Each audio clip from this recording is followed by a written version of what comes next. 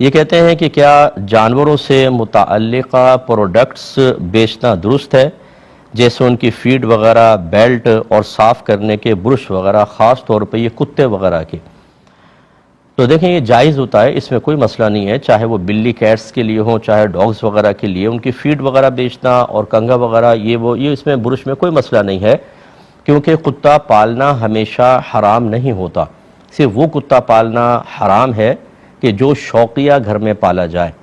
شوقیہ وہ منع ہوتا ہے، وہ بھی اگر گھر میں رکھیں تو۔ اگر گھر سے باہر آپ نے شوقیہ پالا ہوا ہے تو اس کی گنجائش ہے، اگر گھر کے اندر آتا جاتا ہے، گھر کے اندر آپ نے رکھا ہے تو جائز نہیں ہے، اور اس میں کئی روزانہ کئی قرات نیکیاں انسان کی ضائع ہو جاتی ہیں بحکم حدیث۔ اور اگر گھر کی حفاظت کے لیے ہے کہ چور وغیرہ آتے ہیں اور آواز سن کے بھاگ جاتے ہیں، یا کھیت وغیرہ یا گلے کی حفاظت کے لیے، جیسے بکریوں کو بھیڑیے کھا جاتے ہیں، ان کی حفاظت کے لیے رکھا ہے، یا آپ نے شکاری کتا پالا ہوا ہے جس کے ذریعے آپ شکار کو پکڑواتے ہیں، جو سدا